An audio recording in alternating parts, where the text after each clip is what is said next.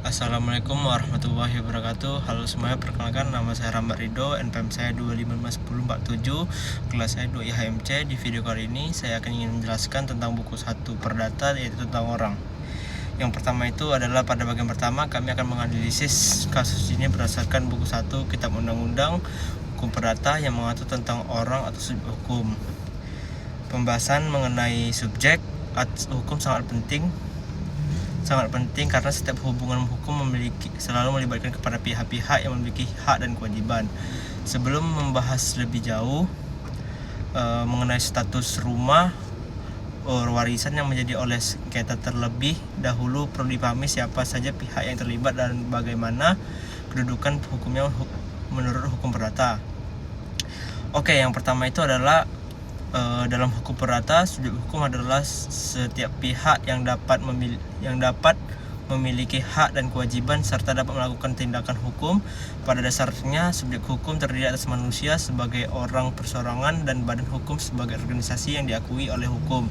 Dalam kasus yang kami analisis, seluruh pihak yang terlibat merupakan orang perseorangan yang memiliki kedudukan hukum atau masing-masing. Oke, selanjutnya itu yang pada hal ini pihak-pihak tersebut terdiri dari Bapak Andi sebagai pewaris dan Ibu Lilani sebagai istri pewaris, Kevin, Clara, dan Stephen sebagai ahli waris, serta Budi serta pihak pembeli rumah. Masing-masing itu memiliki hak dan kewajiban untuk kepentingan hukum yang berbeda-beda terhadap objek yang sengketa atau rumah warisan. Terus selanjutnya menurut ketentuan hukum perdata, setiap manusia sejak dilahirkan telah menjadi subjek hukum dan memiliki hak-hak keperdataan. Status tersebut berakhir ketika seseorang meninggalkan dunia. Namun demikian, meninggal seseorang tidak berarti seluruh akibat hukum yang berkaitan dengan dirinya juga berakhir. Harta kekayaan yang ditinggalkan tetap menimbulkan hubungan hukum yang baru harus diselesaikan sesuai dengan ketentuan hukum yang berlaku hingga saat ini atau yang berlaku di Indonesia secara berkala. Menurut ketentuan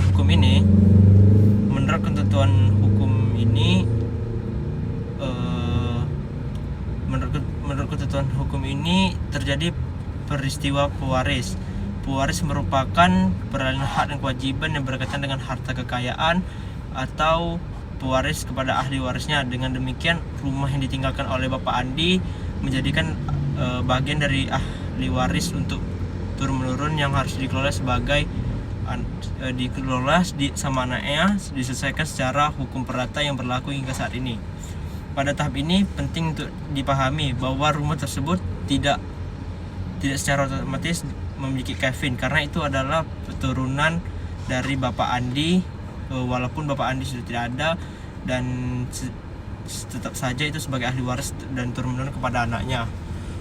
Kevin ataupun salah satu ahli waris lainnya merupakan pembagian ahli waris rumah tersebut masih merupakan harta peninggalan yang menjadi kepentingan bersama seluruh ahli waris.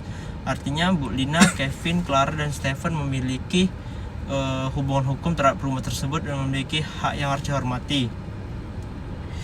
Oke, pada buku 1 KUH Perdata ini menekankan bahwa setiap orang itu harus memiliki kedudukan yang sama dan di hadapan hukum.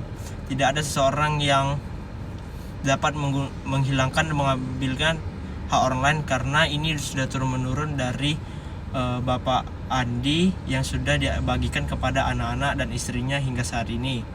Meskipun Kevin merupakan salah satu ahli waris, kedudukan secara hukum lebih tinggi dibandingkan Clara maupun Stephen. Oleh karena itu, keputusan yang berkaitan dengan rumah warisan seharusnya tidak dilakukan secara pihak. Selain itu, hukum perdata juga mengajarkan bahwa setiap tindakan hukum harus memperhatikan hak dan kepentingan pihak lain yang memiliki hubungan hukum terhadap objek bersangkutan. Ketika seseorang melakukan suatu tindakan yang berpotensi memengaruhi hak orang lain, maka tindakan tersebut harus dilakukan secara persetujuan atau setidaknya mempertimbangkan kepentingan pihak yang terkait. Apabila dikaitkan dengan kasus ini, tindakan Kevin yang menjual rumah tanpa musyawarah dan tanpa persetujuan ahli waris lainnya menunjukkan adanya pengabdian kepada terhadap hak Clara, Stephen, dan Bu Lina. Padahal mereka juga memiliki kepentingan hukum yang sama terhadap rumah tersebut. Oke, sekian, terima kasih. Maaf bila ada kata salah. Assalamualaikum warahmatullahi wabarakatuh. Selanjutnya akan dilanjutin dengan kawan saya, itu Guru Baskara. Assalamualaikum warahmatullahi wabarakatuh. Perkenalkan, nama saya Guru Akbar Heryati dengan NPM 255115. Saya mahasiswa dari Universitas Internasional Batam, kelas Ilmu Hukum 2 HIHMC. Di sini saya bakal mempresentasikan buku 1 KUHP Perdata di matkul Hukum Perdata. Buku 1 KUHP Perdata tentang orang. Pada bagian pertama kami akan membahas kasus berdasarkan buku 1 Kitab Undang-Undang Hukum Perdata yang mengatur tentang orang atau subjek. Subjek hukum adalah memiliki pihak yang dapat memiliki hak dan kewajiban menurut hukum. Dalam hukum perdata, subjek hukum terdiri dari manusia berbagai orang. Dalam kasus ini kami analisis subjek hukum yang terlibat dalam Bapak Andi sebagai pewaris, Ibu Lina sebagai istri pewaris, Kevin, Clara, dan Stephanie sebagai ahli waris, serta Budi sebagai pihak pembeli rumah. Ketika seseorang meninggal dunia, hubungan hukum sebagai subjek hukum memang berakhir, namun hak dan kewajiban yang masih melekat pada harta kekayaan tidak serta-merta hilang. Harta peninggalan tersebut akan beralih kepada para ahli waris sesuai dengan ketentuan hukum waris yang berlaku. Dalam kasus ini, setelah Bapak Andi menjadi peninggalannya tidak langsung menjadi milik Kevin ataupun salah satu ahli waris lainnya. Rumah tersebut masih merupakan sebagian harta warisan dengan seluruh ahli waris. Oleh karena itu, setiap ahli waris memiliki kepentingan hak yang harus dihormati.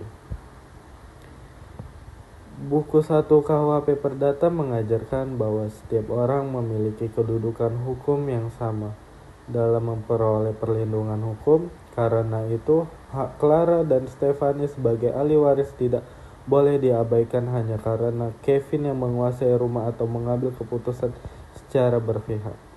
Selain itu, dari sudut pandang hukum perdata, tindakan hukum yang dilakukan seorang harus memperhatikan hak dan pihak lainnya juga memiliki hubungan hukum terhadap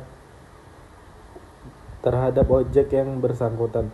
Dengan kata lain, Kevin tidak dapat bertindak seolah-olah dirinya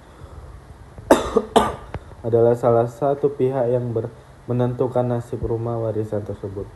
Melalui analisis berdasarkan buku 1 KUHP Perdata dapat dipahami bahwa permasalahan utama dalam kasus ini bermula adanya beberapa subjek hukum yang memiliki kepentingan tersebut. Objek hukum yang sama itu yaitu warisan oleh objek hukum yang sama. Oleh karena itu, segala tindakan yang berkaitan dengan rumah tersebut harusnya dilakukan secara berkesepakatan bersama seluruh ahli waris, di mana pembagian harta yang harus secara merata kepada hak ketiga ahli waris yang mereka dapatkan. Karena itu, kasus perdata ini harus diselesaikan dengan secara baik, di mana pembagian ahli waris tidak bisa hanya satu orang yang tidak bisa hanya satu kebelah pihak yang bisa nerima. Maka dari itu, di sini bakal ada perhitungan yang dilakukan kepada pembagian ahli waris kepada 3 anak bapaknya. Demikian, ini adalah presentasi dari saya tentang membaca buku 1 KUHP Perdata, di mana ini kesimpulan yang bisa saya sampaikan. Saya mohon maaf bila ada salah kata atau salah pengucapan yang berbelit. Di sini Saya Gurak Berheriati izin menyampaikan hasil UAS yang saya bisa berikan. Terima kasih. Wassalamualaikum warahmatullahi wabarakatuh. Assalamualaikum warahmatullahi wabarakatuh. Perkenalkan, saya Danis Fayat Sujana dari kelas 2 IHMC. Di sini saya akan menjelaskan buku 2 KUH Perdata tentang benda. Kasus ini dapat dianalisa berdasarkan buku 2 Kitab Undang-Undang Hukum Perdata, mengatur mengenai benda dan hak kebendaan. Pengaturan ini menjadi penting karena objek yang disengketakan dalam kasus tersebut adalah sebuah rumah yang merupakan harta peninggalan pewaris.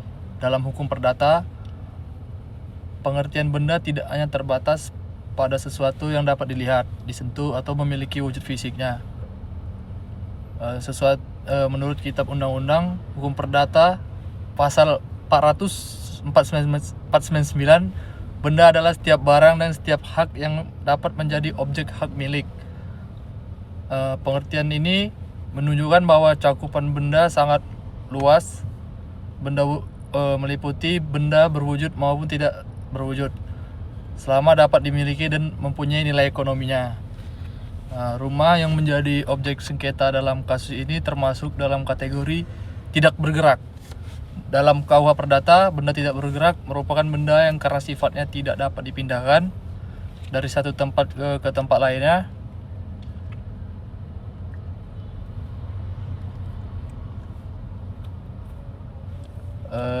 Seperti tanah, bangunan, dan segala sesuatu yang melekat secara tetap pada tanah tersebut. Dan rumah mempunyai kedudukan hukum yang sangat penting karena dapat menjadi objek hak milik, objek jual beli, objek hibah, objek jaminan hutang, serta objek pewaris. Karena rumah merupakan benda tidak bergerak yang memiliki nilai ekonomi tinggi, hukum memberikan perlindungan yang lebih ketat terhadap proses pengalihan haknya. Setiap tindakan hukum yang berkaitan dengan pengalihan haknya, kepemilikan harus dilakukan berdasarkan prosedur yang jelas dan oleh pihak yang memang mempunyai kewenangan secara hukum. Hal ini bertujuan untuk menciptakan kepastian hukum dan melindungi kepentingan seluruh pihak yang memiliki hak atas benda tersebut.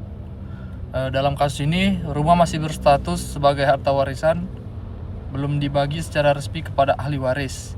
Selama pembagian waris belum dilaksanakan, maka rumah tersebut masih menjadi milik bersama ahli waris. Dengan kata lain, belum ada satu orang pun yang dapat mengklaim bahwa rumah tersebut sepenuhnya menjadi hak pribadi.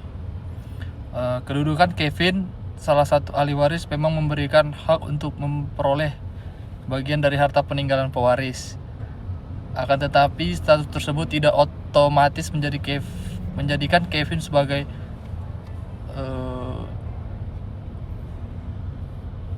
pemilik tunggal rumah yang dapat secara bebas melakukan perbuatan hukum atas objek tersebut.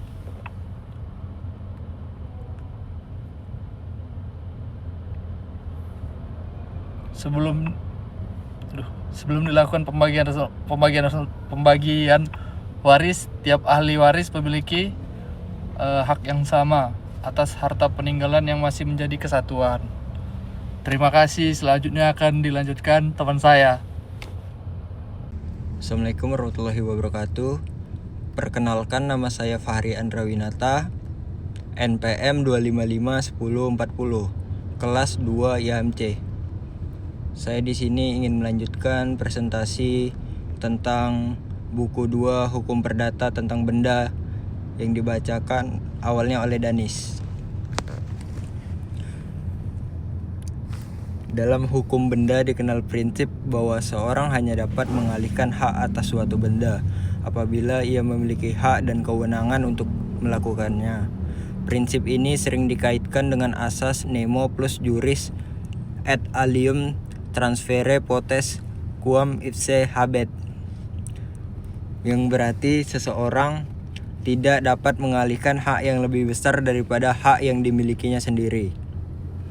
Oleh karena itu, apabila Kevin menjual rumah tanpa adanya persetujuan dari ahli waris lainnya, maka tindakan tersebut berpotensi cacat secara hukum karena ia bertindak melebihi kewenangan yang dimilikinya. Selain itu, hukum benda juga mengenal asas hak mengikuti benda droit de suite. Asas ini menjelaskan bahwa hak yang melekat pada suatu benda tetap mengikuti bendanya kemanapun benda tersebut berpindah tangan. Artinya, sekalipun rumah telah dijual kepada Budi, keberadaan hak para ahli waris lainnya tidak serta-merta hilang apabila proses jual beli tersebut dilakukan tanpa dasar kewenangan yang sah. Dalam kondisi seperti ini, ahli waris yang dirugikan memiliki hak untuk mengajukan keberatan atau gugatan ke pengadilan guna melindungi hak-haknya atas harta warisan tersebut.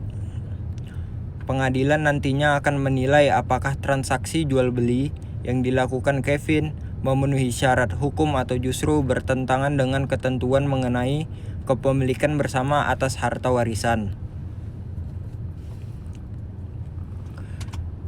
Selain melindungi hak para ahli waris, ketentuan dalam hukum benda juga bertujuan untuk memberikan perlindungan kepada pihak ketiga yang beritikat baik, yaitu pembeli. Namun, pembeli tetap mempunyai kewajiban untuk memastikan bahwa penjual benar-benar memiliki kewenangan atas benda yang diperjualbelikan. Dalam transaksi benda tidak bergerak, pemeriksaan status kepemilikan merupakan hal yang sangat penting untuk menghindari timbulnya sengketa di kemudian hari. Kasus ini menunjukkan bahwa hukum benda tidak hanya mempersoalkan siapa yang menguasai suatu benda secara fisik, tetapi juga menitik beratkan pada siapa yang secara hukum memiliki hak dan juga kewenangan atas benda tersebut. Kepemilikan yang sah harus didasarkan atas pada peraturan hukum yang berlaku dan tidak boleh mengabaikan hak pihak lain yang turut berkepentingan. Dengan demikian, tindakan Kevin yang menjual rumah warisan tanpa persetujuan ahli waris lainnya berpotensi bertentangan dengan prinsip-prinsip hukum benda yang diatur dalam buku 2 KUH Perdata. Perbuatan prinsip hukum benda yang diatur dalam buku 2 KUH Perdata, perbuatan tersebut dapat menimbulkan sengketa hukum karena mengabaikan hak kepemilikan bersama para ahli waris dan tidak memenuhi asas kepastian hukum yang menjadi tujuan utama pengaturan hukum kebendaan di Indonesia. Sekian presentasi dari saya. Oke, perkenalkan nama saya Taibay Korisu dengan NPM 2551203. Terima kasih rekan-rekan sekalian, saya akan melanjutkan analisis ini dengan menguji dua syarat berikutnya dari pasal 1320 KUH Perdata, yaitu syarat objektif. Lalu ada syarat ketiga, suatu hal tertentu. Ini berarti objek perjanjian harus jelas. Dalam kasus ini objeknya adalah rumah, sehingga syarat ini terpenuhi. Lalu syarat keempat, sebab yang halal. Jual beli rumah adalah tindakan yang legal secara hukum, sehingga syarat ini juga terpenuhi. Jika syarat objektif tidak terpenuhi, perjanjian tersebut batal demi hukum. Dari 4 syarat ini, sekilas transaksi Kevin dan Budi tampak sah, namun letak permasalahannya ada pada status kepemilikan rumah. Rumah itu merupakan harta warisan yang belum dibagi atau disebut sebagai boedel waris. Lalu ada konsekuensi hukum. Menurut hukum waris, harta peninggalan menjadi hak milik bersama dari seluruh ahli waris sampai dilakukan pembagian yang sah. Artinya, posisi Kevin di sini bukanlah pemilik tunggal, melainkan hanya salah satu pemilik bersama. Tindakan Kevin menjual keseluruhan rumah tersebut berbenturan langsung dengan pasal 1471 KUH Perdata yang menyatakan jual beli atas barang orang lain adalah batal.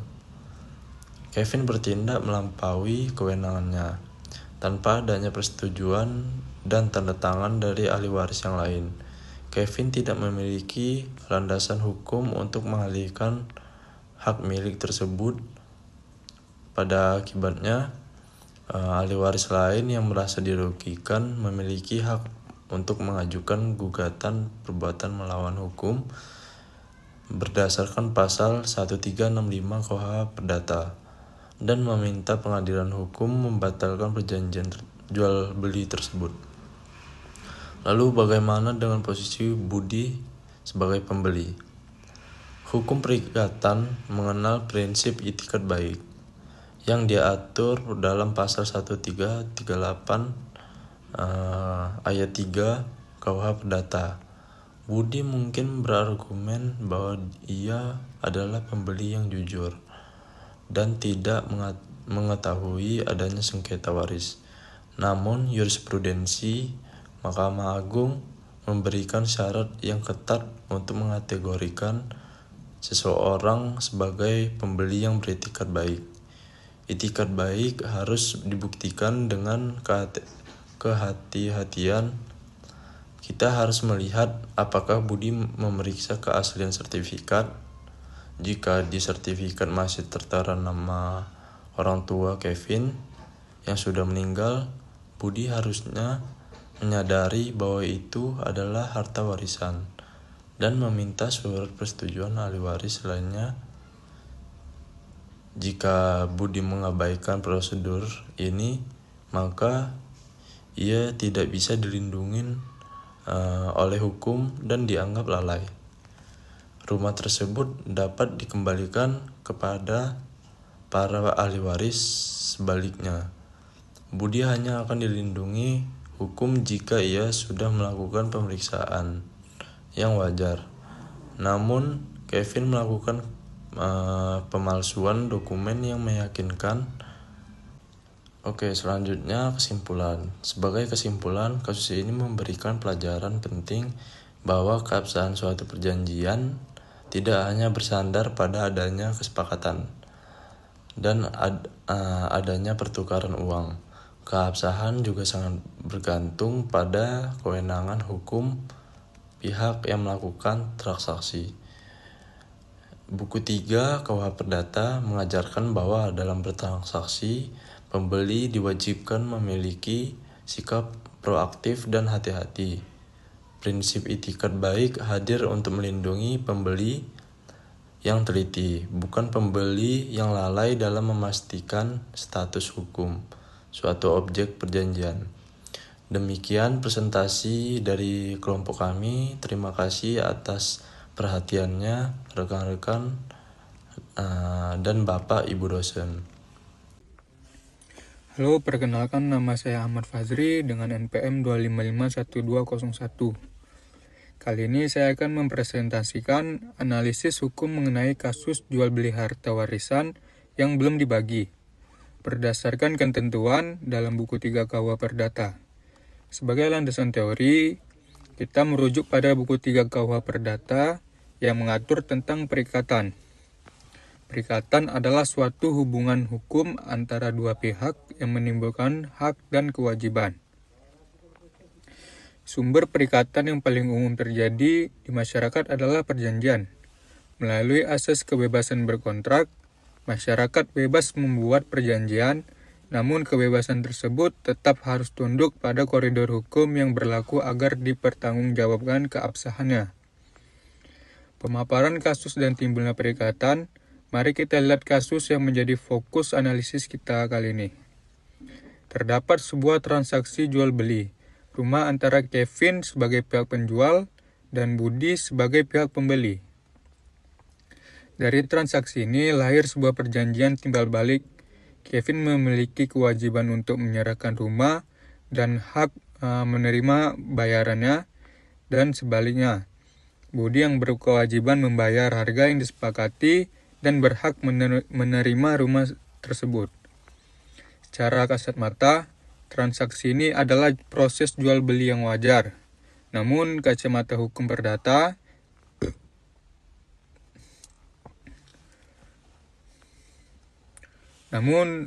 dalam hukum perdata, keabsahannya sebuah perjanjian tidak cukup hanya dibuktikan dengan adanya kesepakatan lisan atau serah terima uang. Analisis pasal 1320 KUH Perdata. Untuk menguji apakah perjanjian antara Kevin dan Budi ini sah di mata hukum, kita harus merujuk pada pasal 1320 KUH Perdata mengenai syarat sahnya perjanjian. 4 syarat utama. Saya akan membeda dua syarat pertama dulu, yang dikenal sebagai syarat subjektif, karena berkaitan dengan subjek atau pelaku perjanjian. Syarat pertama, kesepakatan para pihak. Hukum mensyaratkan adanya pertemuan kehendak yang bebas dari unsur paksaan, penipuan, atau khilafan dalam kasus ini. Kevin dan Budi bersepakat secara sadar mengenai rumah dan harganya. Syarat ini terpenuhi. Lalu syarat kedua, kecakapan bertindak hukum. Secara umum, setiap orang yang sudah dewasa dan tidak berada di bawah pengampuan dianggap cakap untuk melakukan tindakan hukum. Kita mengasumsikan Kevin dan Budi memenuhi kriteria ini. Syarat kedua juga terpenuhi. Sebagai catatan, apabila salah satu dari syarat subjektif ini tidak terpenuhi, maka perjanjian tersebut statusnya adalah dapat dibatalkan. Berdasarkan analisis awal ini, kapasitas Kevin dan Budi sebagai subjek hukum tidak bermasalah. Meskipun syarat subjektifnya terpenuhi, problematika hukum dalam kasus ini justru terletak pada objek perjanjian dan status kewenangan penjual. Oke, selanjutnya bagian ini akan dijelaskan lebih lanjut oleh rekan saya. Baik, Assalamualaikum warahmatullahi wabarakatuh. Saya Denny Setiawan dengan NPM 2551045. Di sini saya akan menjelaskan buku 4 KUH Perdata tentang pembuktian dan kadaluarsa. Di sini saya akan melanjutkan penjelasan dari teman-teman saya. Kasus sengketa penjualan rumah warisan ini dapat dianalisis berdasarkan ketentuan dalam buku 4 Kitab Undang-Undang Hukum Perdata atau KUH Perdata yang mengatur mengenai pembuktian dan kadaluarsa.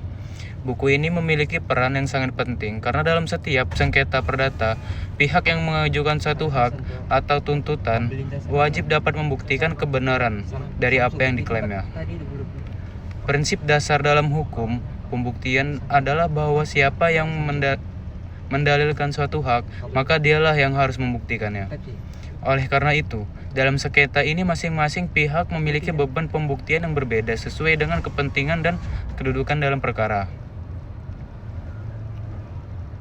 Kevin, sebagai pihak penjual rumah, harus mampu membuktikan bahwa dirinya memiliki hak dan kewenangan untuk melakukan penjualan tersebut. Ia harus menunjukkan dasar hukum yang membenarkan tindakannya. Misalnya, ada persetujuan dari seluruh ahli waris atau bukti lain yang menunjukkan bahwa rumah tersebut memang berada di bawah penguasaan secara sah. Di sisi lain, Budi sebagai pembeli juga memiliki kewajiban untuk membuktikan bahwa transaksi jual beli benar-benar telah terjadi. Budi harus dapat menunjukkan adanya kesepakatan antara dirinya dengan pembayaran kwitansi perjanjian jual beli atau dokumen lain yang berkaitan dengan transaksi tersebut. Pembuktian ini penting untuk menunjukkan bahwa dirinya merupakan pembeli yang beriktikat baik dan telah melakukan transaksi sesuai prosedur yang berlaku.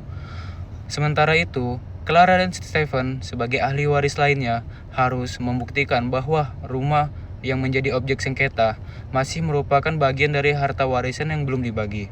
Mereka juga harus menunjukkan bahwa mereka memiliki hak yang sah atas rumah tersebut sebagai ahli waris. Untuk itu, mereka dapat mengajukan surat keterangan waris, akta kematian pewaris, kartu keluarga, atau dokumen lain yang dapat membuktikan hubungan hukum mereka dengan pewaris. Dalam proses persidangan, para pihak dapat menggunakan berbagai alat bukti yang diakui oleh hukum. Alat bukti tersebut antara lain berupa bukti tertulis seperti sertifikat hak milik, akte jual beli, surat keterangan waris, bukti pembayaran, maupun dokumen-dokumen lain yang relevan. Selain itu, para pihak juga dapat menghadirkan saksi yang mengetahui peristiwa atau keadaan yang berkaitan dengan sengketa tersebut. Dalam keadaan tertentu, hakim juga dapat mempertimbangkan adanya persangkaan, pengakuan para pihak, maupun sumpah sebagai alat bukti yang sah menurut hukum. Setelah seluruh alat bukti diajukan, hakim akan melakukan penilaian terhadap kekuatan pembuktian masing-masing pihak. Hakim tidak hanya melihat jumlah bukti yang diajukan, tetapi juga menilai keaslian, relevansi, dan hubungan antara bukti tersebut dengan fakta-fakta yang dipersengketakan. Berdasarkan hasil penilaian, itulah hakim akan menentukan pihak mana yang memiliki dasar hukum dan hak yang lebih kuat.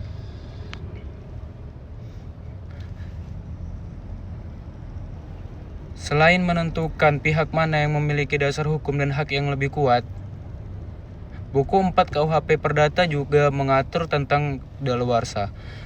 Daluarsa adalah suatu keadaan di mana seorang memperoleh atau kehilangan suatu hak karena lewatnya jangka waktu tertentu yang telah ditetapkan oleh hukum. Ketentuan mengenai daluarsa bertujuan untuk menciptakan kepastian hukum dan mencegah timbulnya sengketa yang berkepanjangan. Walaupun dalam kasus ini belum terdapat persoalan yang secara langsung berkaitan dengan daluarsa, ketentuan tersebut tetap memiliki relevansi jika para pihak terlalu lama membiarkan haknya tanpa melakukan tindakan hukum yang diperlakukan.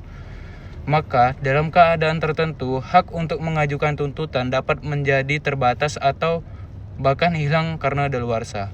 Oleh sebab itu, setiap pihak yang merasa memiliki hak atas suatu objek hukum harus segera mengambil langkah hukum yang tepat untuk melindungi kepentingannya.